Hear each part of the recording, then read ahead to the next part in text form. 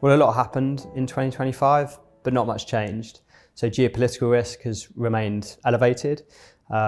It's unclear where effective tariff rates will settle.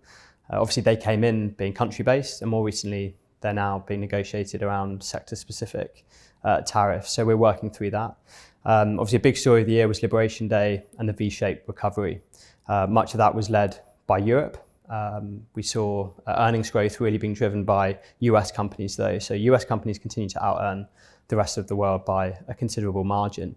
And no surprises, the group of companies that that's come from, of course, the Mag 7 and those names most closely tied to AI. And so that recovery's come through. And a lot of the market also concerned about concentration risk. So 40% of the S&P 500 is made up of the top 10 companies. That has beat previous historic highs. And so a lot of the risks around passive indices following that are being discussed.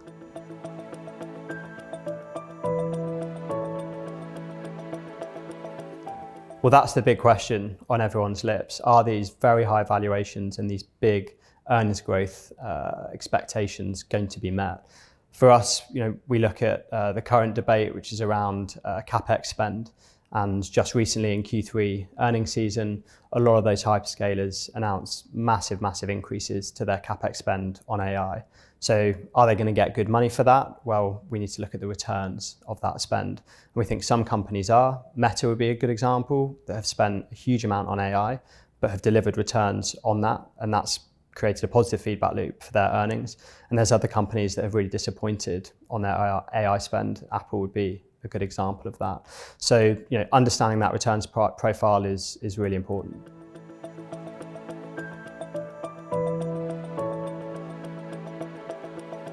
Well, incredibly carefully. So we really want to ensure that we're understanding the risks to companies linked to AI, whether that be the hyperscalers that are sort of levered play on AI or others that might be disrupted. So when we debate that as a team, we're looking for the canaries in the coal mine where the cracks might begin to show. And that could be boiled down to a couple of areas. Firstly, the demand side. So understanding what the rates of adoption around a lot of these tools is. And a lot of that has to do with how useful these tools are. What are the productivity gains that people are getting from AI tools? So understanding the demand side is important, but then also the supply side. Understanding the infrastructure build out that's going to be crucial to meet demand. And if there's any delays there, that's where cracks could also show. And then the final place is leverage. So far, a lot of the AI spend has been funded from massive free cash flow from these companies. And we really want to understand that if leverage is going to be used, understand the risks around that. So that would be a red flag that we're looking for as well. But ideally, we have 40 to 60 companies that are exposed to lots and lots of different risks. And a lot of those companies have destiny in their own hands, and they simply need to be able to execute those. What we don't want is a big top-down AI call that creates a binary outcome for the portfolio. So we're spreading risk as much as we can. But of course, you can't go anywhere these days without discussing AI and the associated risks.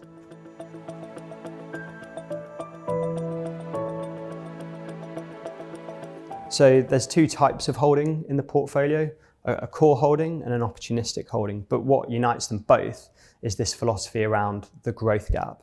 And the growth gap is ultimately the difference between our forecast expectations for a company's earnings and the markets.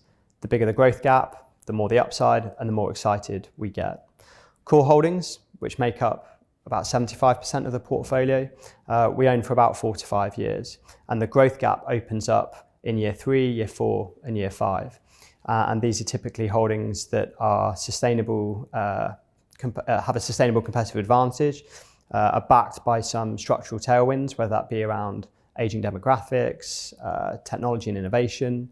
And a lot of these companies spend a lot of money on innovation, whether that be around R&D or intellectual property.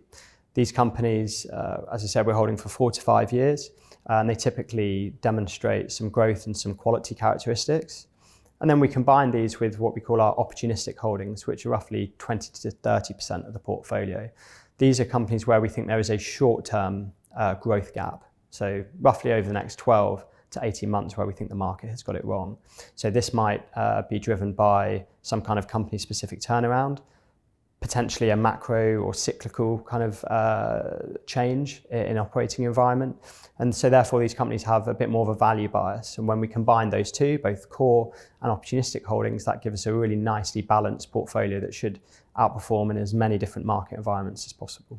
So a good example of a core holding would be Intesa Sanpaolo, the Italian bank. Now, the words Italy and bank you tend not to associate with a concentrated best ideas portfolio, but here we find a bank that is executing its strategy incredibly well. So as rates rose a few years ago, it executed its strategy incredibly well, cemented its market leadership in Italy, delivered really high quality service to its customers, generated a huge amount of cash, and returned a lot of that back to shareholders through dividends and through buybacks.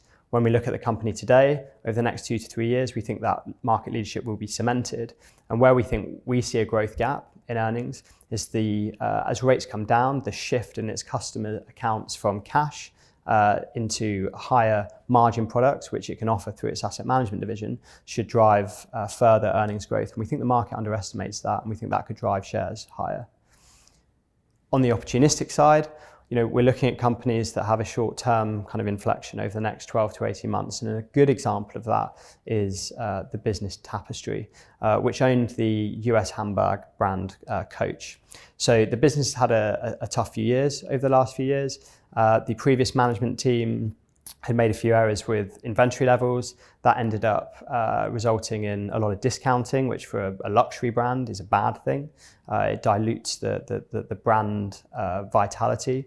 And the new management team have come in, they've turned things around, they've changed the store footprint, and actually we're seeing a lot of improved data points in terms of online attractability of the Coach brand. And we're starting to see that come through, and we think that will last for the next 12 to 18 months. Why not any longer? Well, it's very hard to predict longer term kind of lifestyle trends in fashion. And so that's why we think there's a 12 to 18 month opportunity.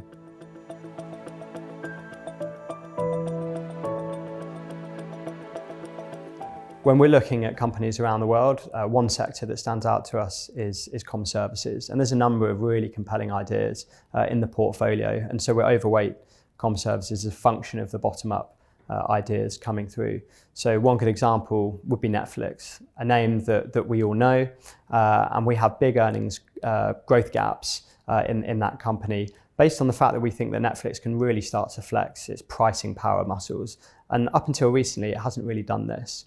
So if we go back 2 or 3 years, there's huge fragmentation in the online streaming market, lots and lots of different companies offering lots and lots of different content. And now we're starting to see Netflix win the streaming wars. So they have 300 million subscribers around the world. And when we look at the data, we see them delivering much, much higher value against all of their competitors. So value defined as, the cost divided by the amount of hours that users are watching the Netflix platform. And what that means is it gives them pricing power. So in Australia, a few weeks ago, we all got the email saying that Netflix were increasing their subscription prices. Most of our research would show that that is not going to lead to a huge drop-off in subscribers. They've also launched more recently an ad-supported service for those in lower income brackets. They actually make more profit from that service than they do from the paid-for subscription service due to the advertising revenue. So the market is reasonably optimistic about earnings growth. We're very optimistic about earnings growth. So I think that business can really benefit over the next 3 to 4 years.